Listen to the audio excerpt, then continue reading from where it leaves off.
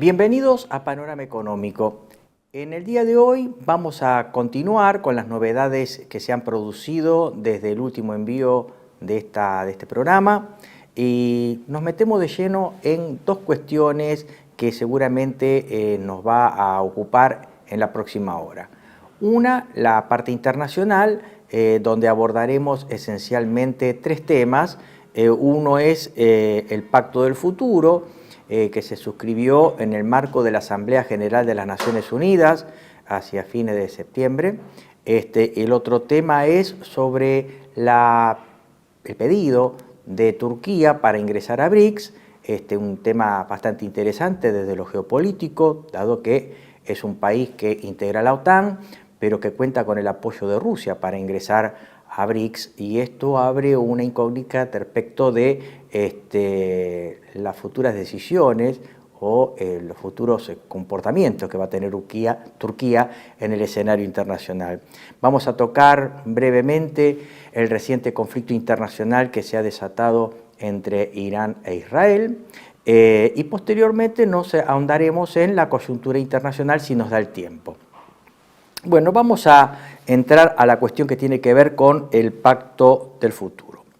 El domingo 22 de septiembre de 2024, en el marco de las Naciones Unidas, se lanzó el Pacto del Futuro, que no es otra cosa más que el relanzamiento o un service que le hizo la comunidad internacional a la Agenda 2030. Evidentemente estamos en el año 2024, faltan 6 años para el año 2030 y muchos de los objetivos establecidos por la Agenda 2030 no se han cumplido o no se van a cumplir. Por lo tanto, lo que se ha hecho a través de este Pacto del Futuro es relanzar la Agenda 2030 de cara a un próximo límite temporal que es el año 2045. Se suscribió un extensísimo documento que los vamos a analizar brevemente en los próximos minutos. Fue aprobado por consenso, no hubo mayorías. Después vamos a ver la particular posición de Rusia respecto a establecer una serie de enmiendas y principalmente la oposición argentina que en este caso se ha visto contraria a la suscripción de este documento. El Pacto del Futuro lo que pretende hacer es relanzar, como decía, la Agenda 2030 con miras a establecer compromisos para reformar las instituciones internacionales y aplicar las 56 acciones que después vamos a ver brevemente y más de 100 propuestas de cambio para garantizar lo que se supone es el crecimiento, la igualdad y garantizar derechos sociales, políticos y económicos para las generaciones presentes y futuras. Esto es por lo menos lo que formalmente pretende este pacto. Y también, y esto también es llamativo y alarmante, incluyó un capítulo de pacto digital que plantea la necesidad de regular las redes sociales, las empresas tecnológicas y la inteligencia artificial. Habíamos anticipado que la posición de nuestro país fue hostil a la suscripción de este acuerdo, lo cual nos llega a la siguiente reflexión. Napoleón Bonaparte solía decir que cuando el enemigo se estaba equivocando no había que interrumpirlo. Y en este caso, es sabido que la posición de nuestra hacia este gobierno es diametralmente opuesta. Lo que advertimos es que este gobierno, dentro de todos sus desaciertos, acá tenemos un hito de acuerdo y de consenso. El gobierno se ha apartado de la suscripción de este acuerdo, al cual nosotros, por las razones que vamos a ver con posterioridad, tampoco estamos de acuerdo. Vale decir que nuestro adversario político, en este caso, ha acertado.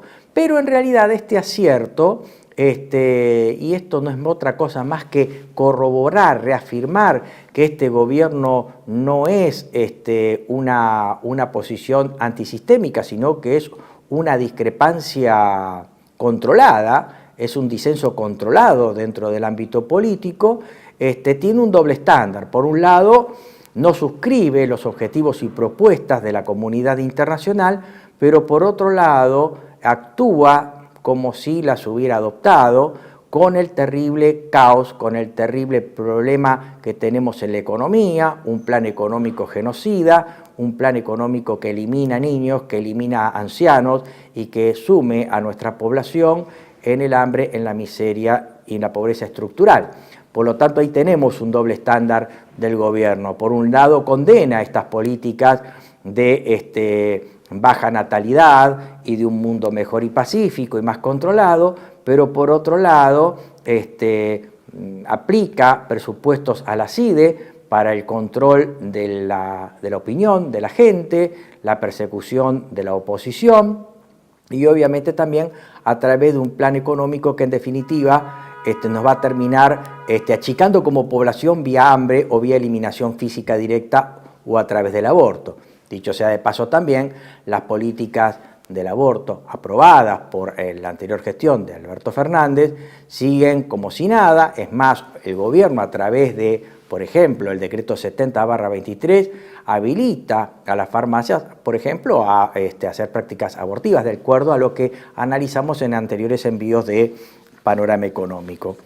En esta línea, la canciller Diana Mondino, cuando tuvo que exponer sobre la posición argentina respecto a este Pacto del Futuro que se aprobó por consenso, dijo, abro cita, hoy en la ONU nos disociamos del Pacto del Futuro, elegimos un mundo mejor para cada uno de los niños, hombres y mujeres que habitan nuestro suelo. Argentina quiere tener alas para su desarrollo, sin estar sujeto a un peso indebido de las decisiones ajenas a nuestras metas. Argentina será un faro de libertad. Claro, un faro de libertad, pero con hambre, un faro de libertad con desindustrialización y pobreza estructural.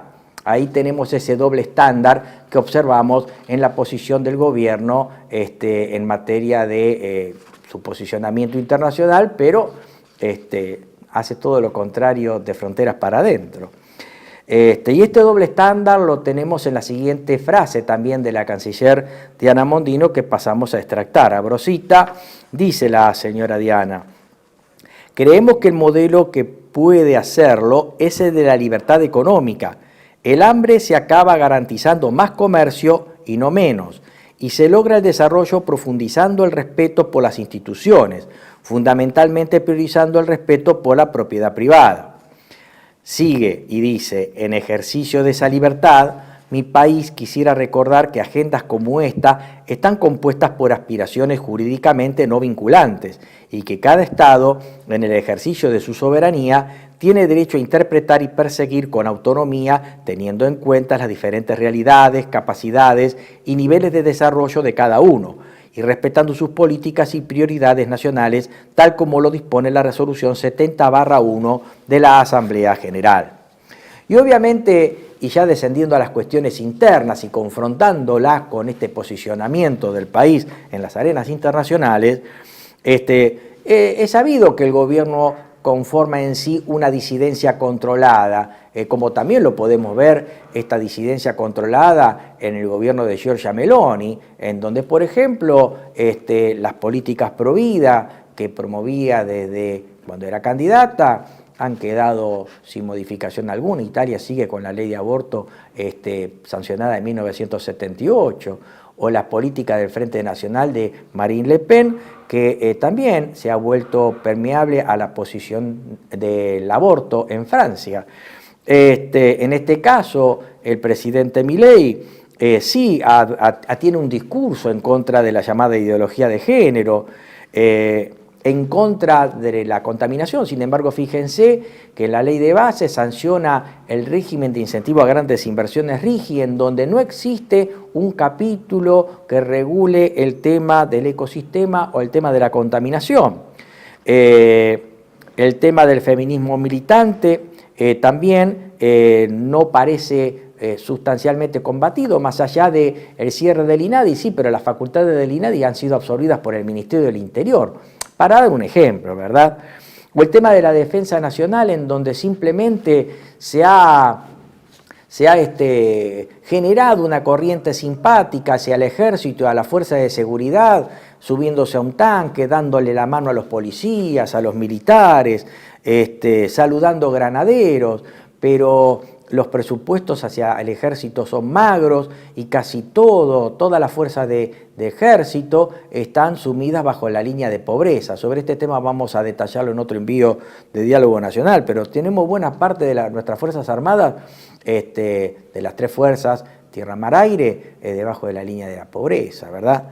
El aumento de la carga impositiva que tanto él condenaba, bueno, la carga impositiva aumentó. Y el fin de las regulaciones de la economía, cuando en realidad el Estado está regulando la economía a través del tipo de cambio, no permitir que las paritarias laborales promuevan el mejoramiento de los salarios de los trabajadores por encima de la inflación, el tratamiento prácticamente genocida que este gobierno tiende hacia la clase pasiva, jubilados, pensionados o perceptores de planes sociales, ¿no es cierto? Las limitaciones a la libertad de expresión a través de la utilización de organismos no gubernamentales o gente de redes para atacar a través de sus odiadores a la gente que tiene un discurso distinto, o la persecución judicial a periodistas o personas que pretenden dar un posicionamiento distinto de la gestión de este gobierno, pero también de un posicionamiento crítico respecto de las anteriores gestiones de gobierno. Esto es el periodo kirchnerista, Néstor, Cristina Fernández de Kirchner, Alberto Fernández y los 4 años del ingeniero Macri, ¿verdad? Por lo tanto, acá observamos claramente que este gobierno es una oposición o un antisistemismo controlado y un doble estándar que ha quedado claramente definido en su posicionamiento en la Asamblea General de las Naciones Unidas frente al Pacto del Futuro, y ese doble estándar distinto utilizado, o esa doble vara distinta utilizada de fronteras para adentro. Metiéndonos en el Pacto del Futuro, el mismo establece una larga lista de 56 puntos de acciones divididas en 5 capítulos y un anexo referido al Pacto Digital con recomendaciones, sugerencias, propuestas y otras acciones destinadas a establecer regulaciones, controles, medidas sobre las redes sociales, las empresas tecnológicas y un capítulo de gran importancia que es el de la inteligencia artificial. El primer capítulo de estas 56 recomendaciones se refiere al desarrollo sostenible y financiación para el desarrollo, en donde en primer lugar declara se emprenden acciones audaces para implementar la Agenda 2030 y alcanzar los objetivos de desarrollo sostenible y no dejar a nadie atrás. Después, en los puntos 2 y 3, habla en el punto 2, erradicación de la pobreza y generar esfuerzos para implementar la Agenda 2030. 3, fin al hambre y eliminación de la inseguridad alimentaria y todas las formas de malnutrición. Obviamente, esto está englobado en la idea de la reducción de la población a través de familias monoparentales, aborto, eutanasia y obviamente, en definitiva, sí, se va a terminar con la pobreza eliminando a los pobres, o se va a terminar con el hambre y la inseguridad alimentaria también reduciendo a la población. Ese es el doble discurso que tiene este documento. El cuarto punto se habla de reducir el déficit de financiación de los objetivos del desarrollo sostenible en los países en desarrollo. El punto 5 se refiere a afirmar el sistema multilateral de comercio, motor del desarrollo sostenible. El punto 6, invertir en personas para acabar con la pobreza y reforzar la confianza y cohesión social, de lo que quede. El punto 7 se refiere a constituir sociedades pacíficas, justas e inclusivas en pro del desarrollo sostenible y justicia para todos los que queden. El punto 8, lograr la igualdad de género y el empoderamiento de mujeres y niñas. Nuevamente, uno de los grandes temas que han sido introducidos por la Agenda 2030 y han sido relanzadas a través de este pacto. El punto 9 se refiere a hacer frente al cambio climático. Nuevamente, la comunidad internacional pretende inmiscuirse en asuntos internos de los países relacionados con su desarrollo sustentable, ¿verdad?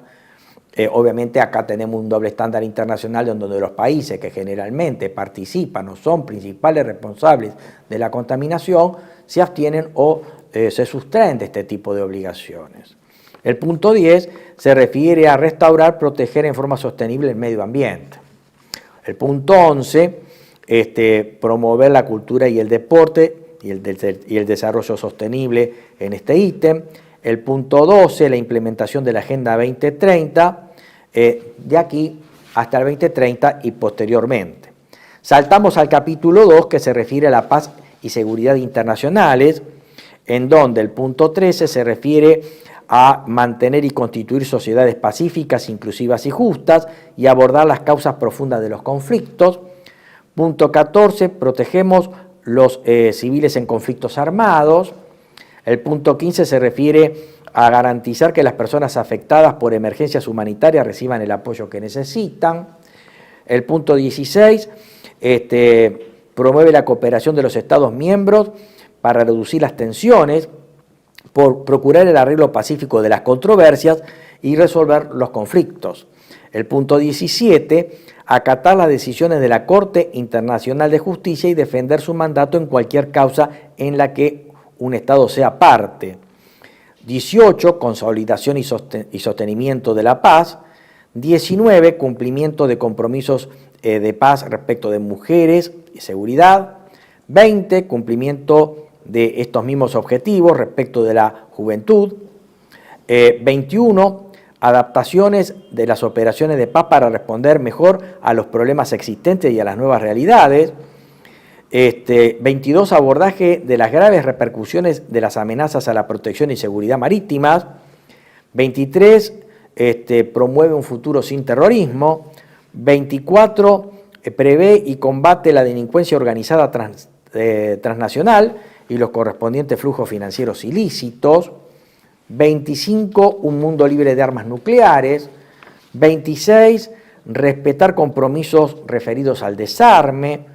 27, aprovechar las oportunidades de las tecnologías nuevas y emergentes y el abordaje de los riesgos que puede plantear su uso indebido. Acá hice una mera lectura de estos objetivos, pero en realidad acá lo que observamos es la gran hipocresía de la comunidad internacional, sobre todo a partir del acta de San Francisco de 1945, en donde esto es una declaración de principios, una declaración de buenas voluntades, pero esto no tiene nada que ver, no tiene absolutamente nada que ver con lo que está ocurriendo en la realidad, en el mundo actual, ¿no?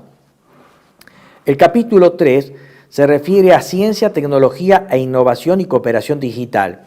El punto 28 en este sentido dice aprovechar las oportunidades que ofrece la ciencia, la tecnología y la innovación en beneficio de las personas y el planeta. El 29 también ampliar los medios de implementación para los países en desarrollo a fin de aumentar sus capacidades en materia de ciencia, tecnología e innovación. El punto 30 exhorta a velar porque la ciencia, la tecnología y la innovación contribuyan al pleno disfrute de los derechos humanos. El 31 vela porque la ciencia, la tecnología y la innovación mejoren la igualdad de género y la vida de todas las mujeres y niñas. El 32 tiende a propender la protección, aprovechamiento y complementación de los conocimientos indígenas, tradicionales y locales. Acá se mete el tema de la agenda del indigenismo. 33, apoyo a la cooperación internacional en materia de ciencia, tecnología e innovación, referido a ayudar al secretario general de Naciones Unidas a reforzar ese papel. Saltamos al capítulo 4, Juventud y Generaciones Futuras, en donde en el punto 34 habla de invertir esfuerzos en la promoción de la infancia y la juventud para alcanzar todo su potencial. 35, promover, proteger y respetar los derechos humanos en todas las personas jóvenes, promover su inclusión social y su integración. 36, aumentar la participación significativa de la juventud a nivel nacional.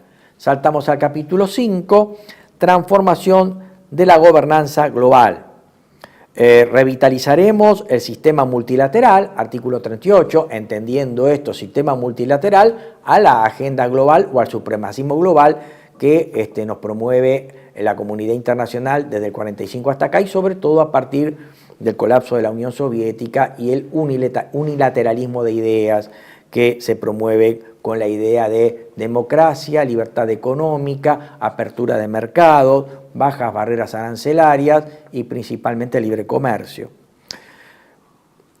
39, reformaremos el Consejo de Seguridad, y acá Rusia puso un punto muy importante.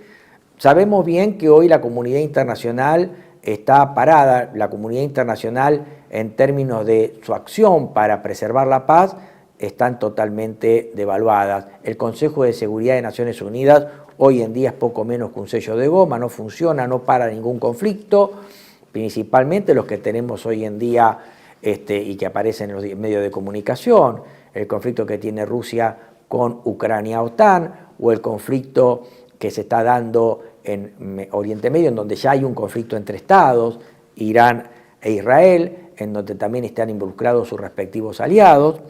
Por lo tanto, este tema ha hecho mella en la comunidad internacional, en donde lo que se trata de promover es un relanzamiento del Consejo de Seguridad de Naciones Unidas, en donde se propenda una mayor representatividad, un funcionamiento más transparente, eficiente, eficaz y democrático, y tenga más rendición de cuentas. Esto también es una declaración de derecho. También se habla de la incorporación de sillas permanentes para países africanos. El punto 40 habla de intensificar las negociaciones intergubernamentales sobre la reforma del Consejo de Seguridad. 41, reforzamiento de la respuesta del Consejo de Seguridad para el mantenimiento de la paz y la seguridad internacional y su relación con la Asamblea General. 42, promueve mayores esfuerzos para revitalizar la labor de la Asamblea General. 43, reforzaremos el Consejo Económico y Social para acelerar el desarrollo sostenible. 44, reforzaremos la Comisión de Consolidación de la Paz. 45, fortaleceremos el sistema de Naciones Unidas. 46, garantizaremos el disfrute de todos los derechos humanos. 47, reforma de la arquitectura financiera internacional para afrontar las problemáticas actuales y futuras. Lo mismo para dar más voz y representación a los países en desarrollo, punto 48. Punto 49, esta reforma de la arquitectura internacional también tiende a promover el financiamiento de objetivos de desarrollo sostenible. El 50, esta reforma de la arquitectura financiera internacional tiende a tener como objetivo tomar préstamos de forma sostenible a fin de invertir en su desarrollo a largo plazo. En el 51, para promover países en desarrollo, para que en forma eficaz y equitativa tiendan a aliviarse las perturbaciones sistémicas y aumentar la estabilidad del sistema financiero. También esta reforma de la arquitectura internacional tiende, de acuerdo al punto 52 y 53, elaborar un marco sobre sistemas para medir el progreso hacia el desarrollo sostenible que complementen el Producto Interno Bruto y vayan más allá de él. Punto 54, reforzaremos la respuesta internacional a las perturbaciones mundiales complejas. Punto 55, fortaleceremos nuestras alianzas para cumplir compromisos existentes y abordar los problemas nuevos y emergentes. Punto 56, reforzaremos la cooperación para la exploración y utilización del espacio ultraterrestre con fines pacíficos y en beneficio de toda la humanidad. Posteriormente viene, le habíamos anticipado, el llamado Pacto Digital, referido esencialmente a la regulación de Internet y a la economía del conocimiento, la inteligencia artificial para ser más precisos. En el documento lo que se dice, más allá de aquellas cuestiones que tienen que ver con los beneficios de estas nuevas tecnologías, dice, abro cita, reconocemos que la rápida evolución y la potencia de las tecnologías emergentes están creando nuevas posibilidades, pero también nuevos riesgos para la humanidad, algunos de los cuales todavía no se conocen bien. Reconocemos la necesidad de determinar y mitigar los riesgos y garantizar la supervisión humana de la tecnología para promover el desarrollo sostenible y el pleno disfrute de los derechos humanos. Más tarde dice respecto de la inteligencia artificial, abro cita, reconocemos el inmenso potencial que tienen los sistemas de inteligencia artificial para acelerar los avances en todos los objetivos del desarrollo sostenible. Gobernaremos la inteligencia artificial en aras del interés público y velaremos porque sus aplicaciones fomenten las diversas culturas, lenguas y apoyen la generación local de datos en favor del desarrollo de los países y las comunidades. Esto incluye, en particular, la cooperación internacional para ayudar a los países en desarrollo a crear capacidad en materia de inteligencia artificial, así como los esfuerzos por hacer frente a los efectos negativos que pueden tener las tecnologías digitales emergentes en el trabajo y el empleo y el medio ambiente. Obviamente, como había anticipado, este documento fue aprobado por consenso. Argentina se abstuvo de participar en la suscripción del mismo y tenemos las objeciones de Rusia que después las vamos a analizar con más detalle. Pero en realidad lo que observamos del capítulo de las tecnologías digitales, el pacto digital y respecto a la inteligencia artificial, es que se promueve una suerte de inclusión forzada de toda la comunidad en una gran camisa de fuerza digital, en donde dentro de esa gran camisa inclusiva digital, en ningún momento se incluyó en forma particular a los pueblos de los países, y mucho menos a los países mismos. Por lo tanto, lo que observamos es que esta nueva camisa inclusiva, camisa de fuerza digital, genera una suerte de tutela privada que ya la teníamos desde antes con el control de las redes sociales, llámese Facebook, Instagram, Internet, Twitter, X, etcétera, y esa tutela privada aparentemente pretende ser resumida por estos organismos globales, vía control que hace las Naciones Unidas o las agencias.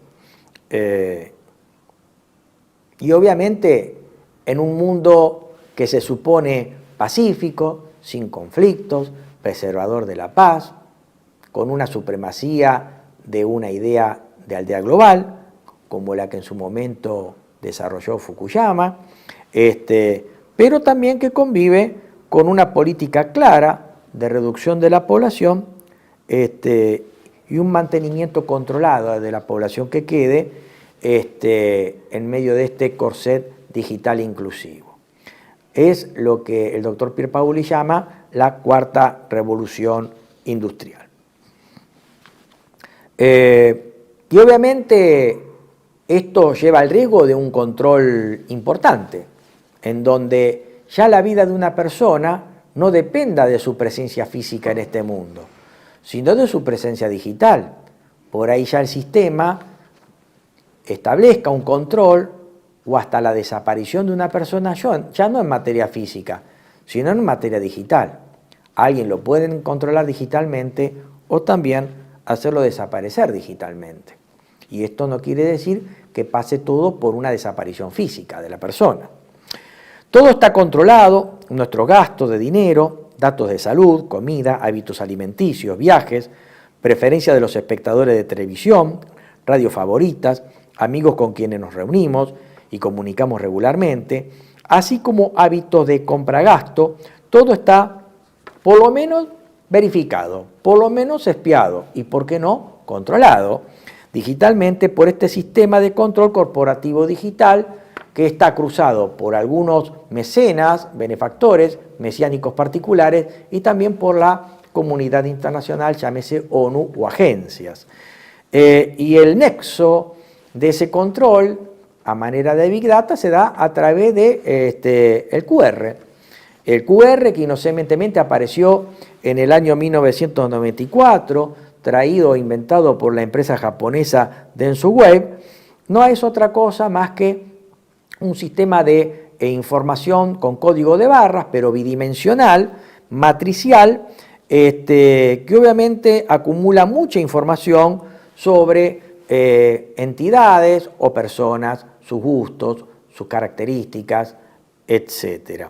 Y esto está siendo incorporado hasta de un modo amistoso a las personas, en donde, por ejemplo, usted tranquilamente puede ver los precios de una empresa de electrodomésticos a través de la utilización del código de barras. O cuando usted va a un restaurante, puede ver la carta del mismo, los precios, a través del código de barras, QR, ¿no es cierto? Que significa Quick Response, respuesta rápida, muy propio de las nuevas generaciones que quieren todo rápido, y que seguramente van a resultar muy amigables de incorporar este tipo de tecnologías.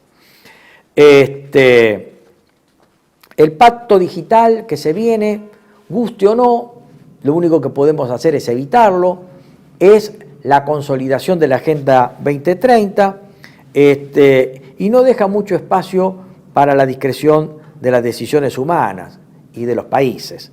No hay forma de que exista una opinión voluntaria. En otras palabras, una persona no puede decir gracias, pero no, prefiero salirme de este mundo digital, porque este mundo digital ha llegado para aplastarnos, por así decirlo, o consolidarnos dentro de él. Y este sería un poco ese plan. Para cerrar esta parte y antes de ir a la segunda parte del programa, este mundo nos promueve que seamos pocos, con mucha información, bien controlados, o por lo menos pasibles de que se conozcan nuestros gustos y preferencias, sin contaminación, sin guerra, con preservación de paz, una justicia rápida, y hasta podríamos decir digital, y obviamente este es el mundo que se nos promete, este es el mundo feliz que se nos promete. Y obviamente está la idea de esta rara paradoja que nos hace acordar a nuestros antiguos. En la época clásica de Grecia y Roma, al ciudadano se lo mataba o físicamente o con uno de los peores castigos, que era el destierro. Hoy en día, los seres humanos no necesariamente pasa por neutralizarlos a través de su desaparición física, sino de la privación de ciertos derechos digitales o eventualmente también a través de la muerte digital. En el próximo capítulo vamos a hacer una breve pausa, continuaremos con este tema y sobre el tema de la incorporación de Turquía a BRICS y también un breve comentario respecto del conflicto desatado recientemente entre Irán e Israel. Espérenos, ténganos paciencia, ya nos vemos dentro de un ratito. Muchas gracias. TLV1 se complace en anunciar que estará transmitiendo en su canal TLV1 Clips valiosos programas emitidos antes de la censura sufrida. El lienzo prohibido, el revés del derecho, combates por nuestra historia, disenso, historias de Malvinas, entre otros que podrán encontrar en este enlace.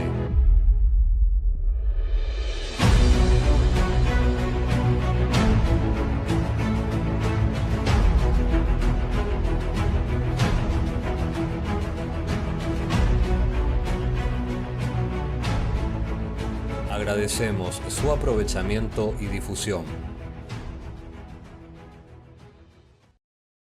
Bienvenidos a CEPA, Centro de Estudios del Pensamiento Americano. Nuevo sitio web de cursos de formación en política, filosofía, historia, literatura, geopolítica, religión, psicología y más. Cursos de formación que reflejan el verdadero pensamiento americano. Lo invitamos a elegir el curso de su agrado ingresando en www.cepa.la.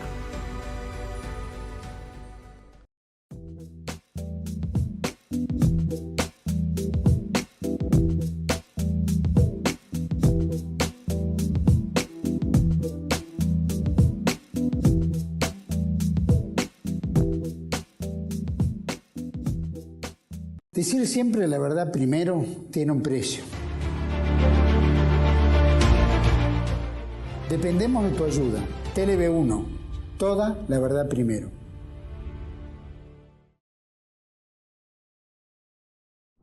Bien, retornamos en la segunda parte de Panorama Económico. Vamos a dar una última referencia al Pacto del Futuro respecto a principalmente el disenso planteado por Rusia, quien en su momento planteó una enmienda para que se preservara la soberanía de los países. Por lo tanto, lo que pretendió Rusia a través de la enmienda es que las Naciones Unidas y su sistema no intervengan en los asuntos que son esencialmente de la jurisdicción interna de los estados. Esta es la enmienda. Lo que ocurrió es que la delegación del Congo generó un consenso para rechazar esta enmienda y así fue, tuvo una mayoría importante de 143 votos para el rechazo de esta enmienda. Argentina se abstuvo junto con otros países y hubo 7 países en contra, que fueron Belarus, la República de Norcorea, Irán, Nicaragua, Federación Rusa, Sudán y Siria. Obviamente sabemos bien que estas cuestiones tienden a no ser necesariamente vinculantes para los países, y esto en parte depende del poder geopolítico que tengan los países de oponerse a este tipo de agenda. Cerrando este tema, vamos a otro, que es el de Turquía-BRICS. Turquía ha solicitado finalmente ingresar a BRICS+. Turquía era un poco una especie de cenicienta. Recuerden ustedes que siempre Turquía quiso entrar a la Unión Europea sin lograrlo. Y me parece que esta gran movida que ha desatado el BRIC ha generado una especie de círculo virtuoso para Turquía para relanzar sus relaciones exteriores. Recuerden que Turquía es un país que desciende del viejo Imperio Otomano, que se estableció entre el año 1299 hasta 1922. Turquía geopolíticamente es un país interesante porque tiene cierta centralidad respecto a áreas que son muy geopolíticamente importantes. Tiene un pie en Asia, tiene un pie en Europa, tiene influencias en algunos países de África y obviamente es próximo a un centro geográfico muy conflictivo como es el Medio Oriente. Es miembro de la OTAN, entró en el año 1952 junto con Grecia, y hoy en día los conflictos internacionales y también la diferencia que tiene Turquía respecto de las relaciones exteriores que hace Estados Unidos, sobre todo respecto al conflicto del Medio Oriente, o el tratamiento con desdén que siempre ha dado Europa a la diplomacia turca, ha llevado a que Turquía recupere cierta centralidad y relance sus relaciones exteriores. En la época de la Guerra Fría, recordemos que países como Estados Unidos, principalmente uno de los grandes ideólogos de las relaciones exteriores de James Carter, el polaco norteamericano Zbigniew Brzezinski, hablaba de Turquía como un país importante y central, pero como un mero catalizador o pacificador de una zona bastante conflictiva. Hoy en día Turquía pretende relanzar este posicionamiento y dejar esa idea de ser un mero país central y catalizador y pacificador de una región con grandes conflictos y relanzarse en lo que podemos llamar un neo-otomanismo que pretende recuperar la herencia otomana y la influencia en los territorios del antiguo imperio otomano y obviamente recuperar esa centralidad. Y esta impronta la observamos desde principalmente que llega al poder un partido que le da esta impronta, que es el Partido Justicia y Desarrollo de Erdogan, que es un partido, podríamos llamarlo nacionalista, conservador popular, de corte islámico y de cierto dejo laico, hasta por ahí nomás. Esotéricamente ustedes pueden ver la bandera de Turquía, tiene la media luna turca, símbolo muy caro a la comunidad islámica, ¿no es cierto? Y esta impronta se ha visto sobre todo reforzada a partir de la frustración del golpe militar que acaeció en Turquía el 15 de julio del 2016 por parte de sectores políticos económicos más bien prooccidentales o liberales, ¿no es cierto? Por lo tanto, Turquía recupera y relanza toda una idea nacionalista que obviamente está en línea con lo que está ocurriendo en otros países, frente a esta agenda global, atlantista, que nos propone Naciones Unidas, países miembros y ciertos magnates o mesiánicos, es la otra agenda, que es la agenda de las ecúmenes, o sea, de las nacionalidades, las viejas tradiciones que pretenden nuevamente ponerse al frente de los países, toda una impronta industrial, desarrollista, reivindicadora del pasado ancestral, folclore, idioma, cultura, religión, que es la otra visión que se viene y que en realidad a grandes trazos compartimos, ¿no es cierto? En cuanto al atractivo de los BRICS, Turquía ve los BRICS como un ámbito mucho más hospitalario que la hostil Unión Europea, porque aquí, ¿se acuerdan ustedes cuando habíamos hecho el programa con el doctor Zaponaro? BRICS propone una relación mucho más abierta, por ahí más democrática, podríamos decir, y un mayor diálogo sur-sur, sobre todo con países con la misma problemática propia de los países subdesarrollados. O sea, es una gran mancomunidad de periferias que obviamente tienen a resguardo la institucionalidad de nuevos organismos internacionales de crédito, de fomento, una nueva moneda internacional y obviamente abrirse de los tradicionales sistemas de intercambio de capitales dados por Fondo Monetario, Banco Mundial, el abandono del dólar y los sistemas internacionales del pago con una fuerte predominancia del mundo anglosajón. Por lo tanto, Turquía ve en la entrada de BRICS a un mundo más multipolar, por ahí hasta más justo, digámoslo de alguna manera, y obviamente que viene o encaja muy bien dentro de la impronta del partido gobernante.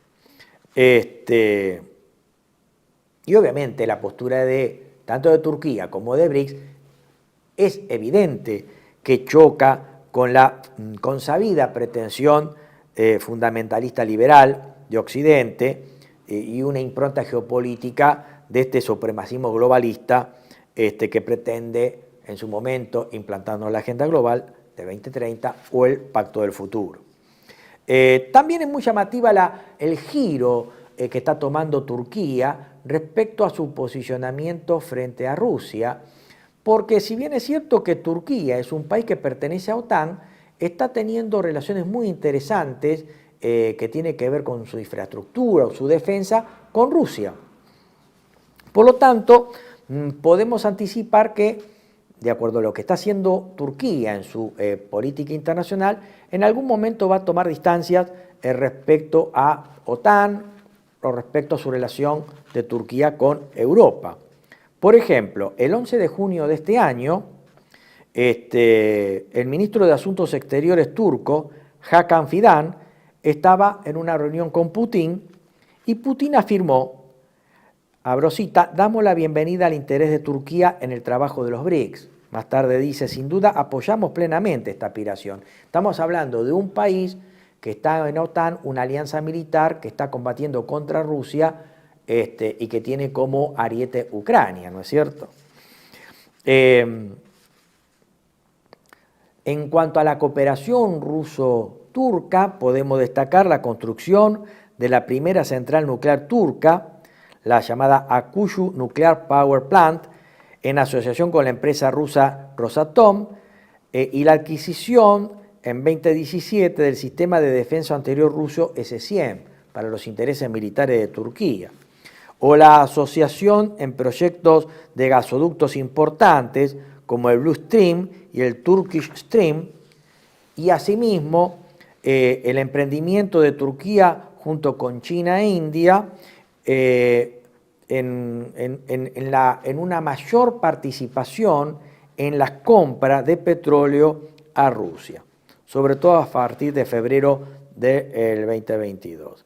Y obviamente esa centralidad geopolítica ucraniana no puede soslayarse respecto a los conflictos que se están teniendo entre Rusia frente a Ucrania y OTAN y el conflicto en la Franja de Gaza. Respecto al tema ucraniano, Turquía, por ejemplo, se ha negado a apoyar las sanciones que se han impuesto contra Moscú, impulsadas desde los países de la OTAN, siendo que Turquía forma parte de la OTAN, y se negó a cortar los vínculos con Rusia, y fue Turquía que en el año 2022 trató de promover una paz entre Kiev y Moscú a través de 15 puntos en los cuales se establecía que Rusia retiraba las tropas previo al alto el fuego y siempre que el gobierno de Kiev se comprometiera a la neutralidad, es decir, no incorporarse a OTAN. Pero sabemos bien cómo terminó esto. El partido de la guerra, Boris Johnson, el entonces primer ministro británico, voló a Kiev, convenció a Zelensky de que no rompiera ese acuerdo de paz y que continuara la guerra con los resultados que hoy tenemos. Un pueblo totalmente devastado, derrotado, como es el ucraniano, y a la espera de un armisticio que redibuje el mapa ucraniano.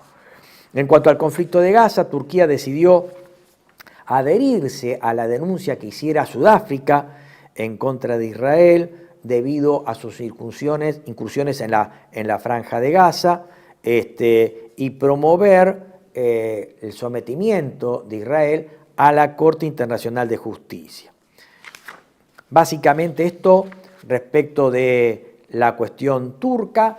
Vamos a hacer una muy breve síntesis del conflicto entre Irán e Israel, en donde desde el punto de vista económico tenemos que por primera vez se enfrentan dos estados directamente y obviamente esto generará, de hecho ya lo estamos viendo, una verdadera guerra de nervios, un verdadero partido de ajedrez a lo que pase entre Irán e Israel y sus respectivos aliados.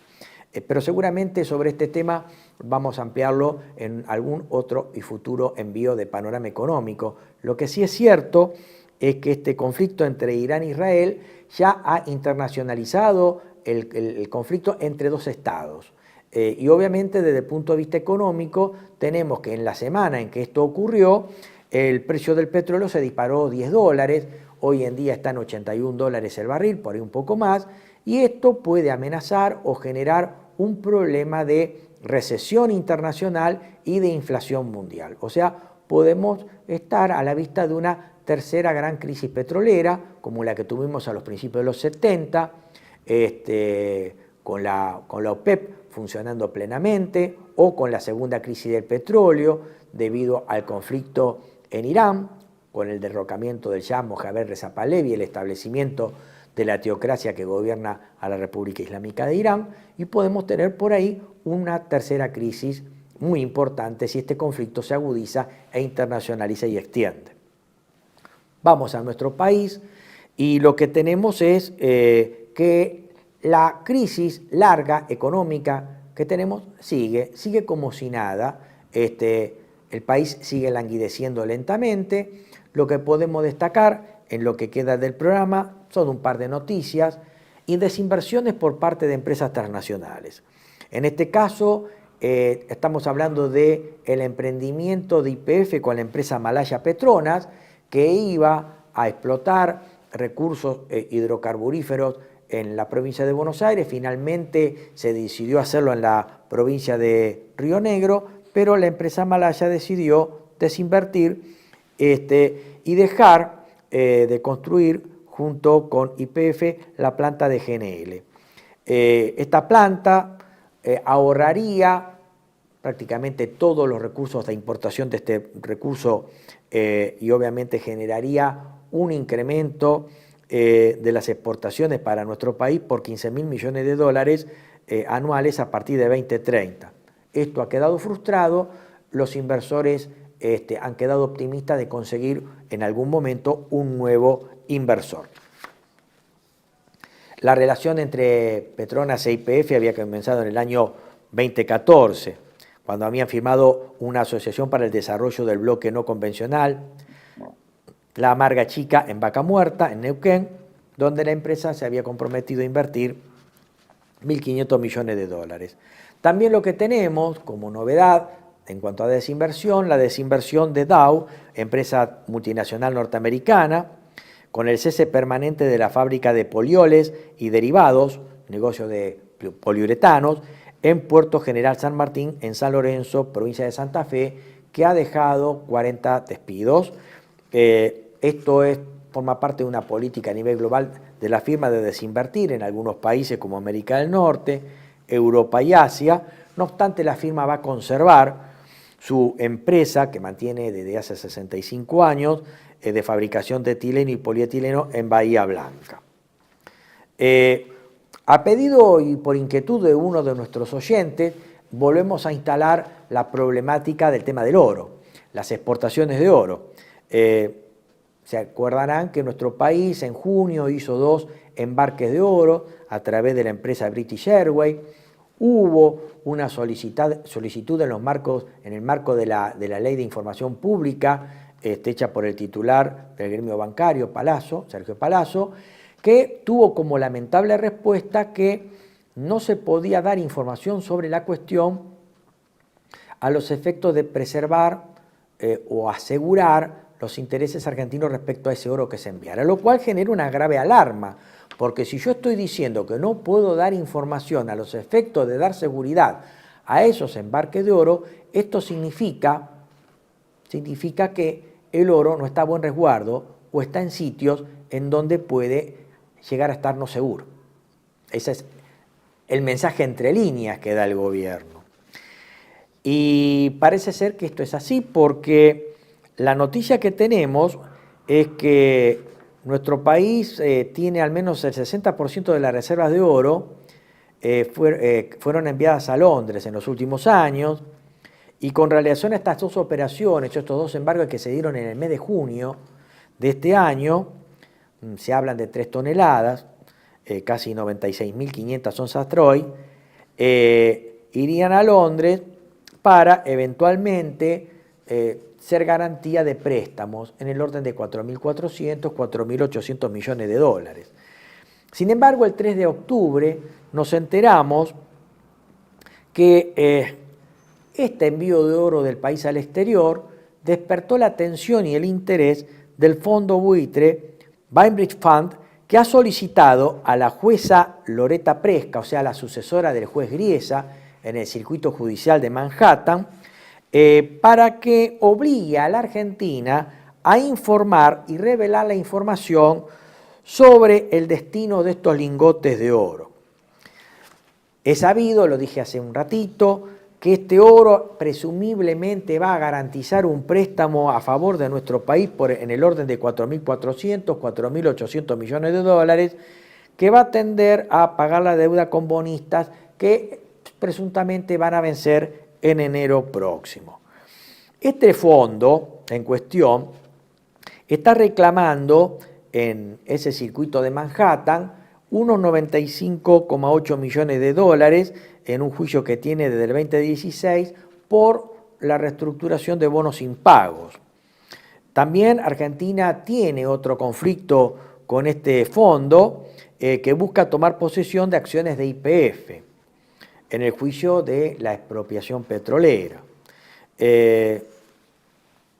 Este fondo es un acreedor contumaz del país, es un hold-out que trata de tomar o recuperar la totalidad de la inversión de bonos que seguramente ha comprado a precios basuras y bajos a través de estos juicios.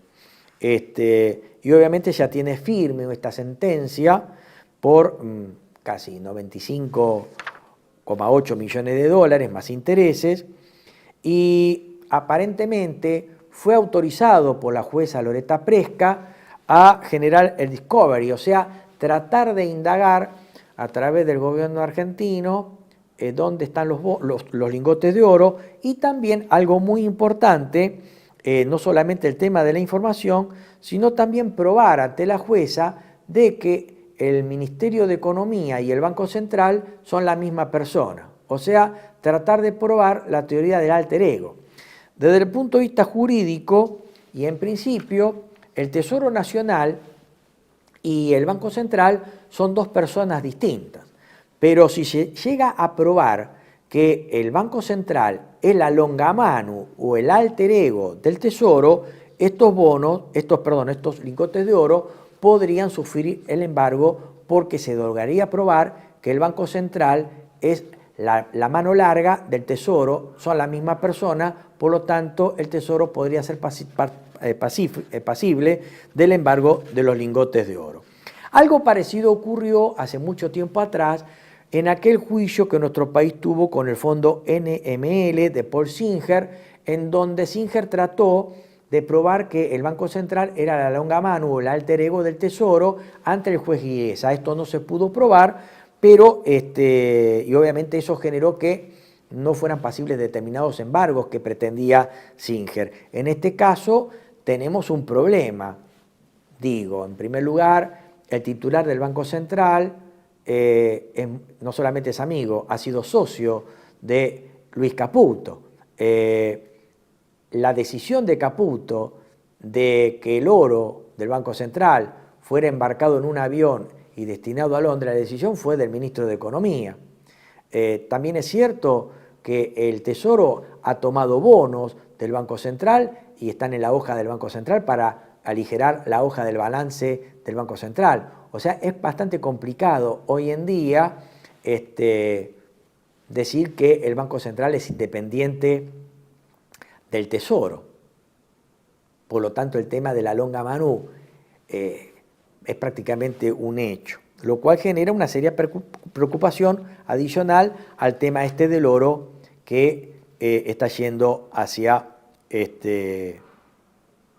Londres, o vaya a saber hacia dónde, ¿no?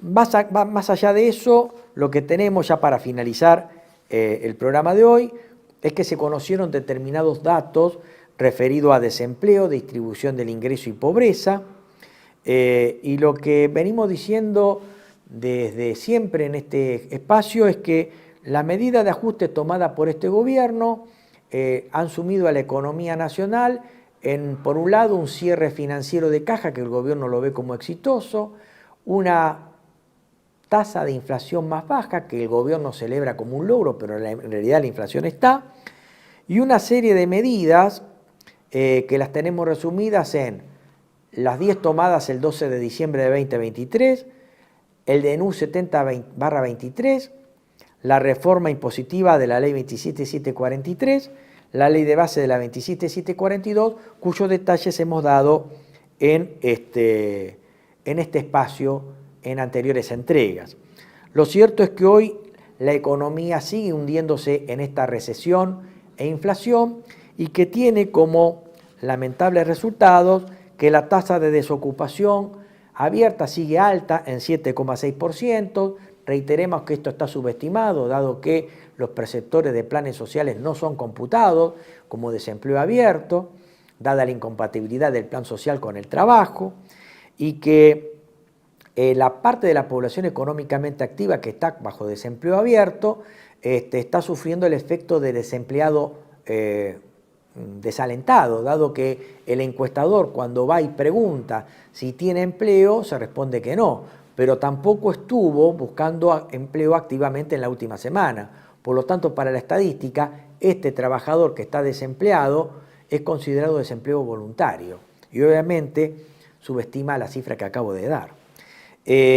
Más de 1,7 millones de argentinos sufren la pérdida de trabajo y con pocas posibilidades de obtener un nivel de ingreso alternativo a través del autoempleo informal o de changas. En cuanto a la caída del nivel de ingresos, voy a citar los resultados obtenidos por el Observatorio de la Deuda Social Argentina de la Universidad Católica Argentina, que estimó que la caída de los ingresos de la población llegó al 12% promedio y en valores constantes se pasó de 330.658 pesos en 2023 a 289.562 pesos en 2024. Y lo importante es que esta variación negativa ni siquiera alcanza a compensar el alza de la canasta básica alimentaria y no alimentaria. Básicamente, estos son los resultados que tenemos hasta el momento. Este es el penoso estado del arte por el que está atravesando la economía nacionales, sus aspectos coyunturales. Tenemos más información para darles, pero bueno, me parece que por lo visto en el día de hoy es suficiente. Lo único que podemos decir es que en el día de ayer el Congreso rechazó la posibilidad de insistir con la normativa de que otorgaban mayor financiamiento a las universidades. Para eso la oposición necesitaba 2/3 de los votos, alcanzó a tener una mayoría, de hecho ganó la votación por 160 votos, necesitaba 166 votos, por lo tanto el veto ha quedado firme y lo que augura es una mayor conflictividad del estamento universitario para los próximos meses. De hecho, en el día de hoy tenemos un paro a nivel universitario. La conflictividad se está dando de manera creciente, ya tenemos los primeros hechos de violencia directa en las calles. Dios quiera que esto no llegue a mayores, aunque soy bastante pesimista. Eso es todo lo que tenemos por ahora. Espero que esto haya sido de utilidad para todos ustedes. Debemos tener mucha paciencia, debemos encomendarnos a Dios, a la protección de Dios, de la Virgen de Luján. Yo estoy bautizado en Luján y soy muy mariano en ese sentido. Encomendémonos a Dios, tratemos de minimizar los daños, tengamos mucha paciencia y templanza. Y desde este humilde espacio de Panorama Económico me despido. Nos vemos hasta un próximo encuentro. Muchas gracias y los esperamos.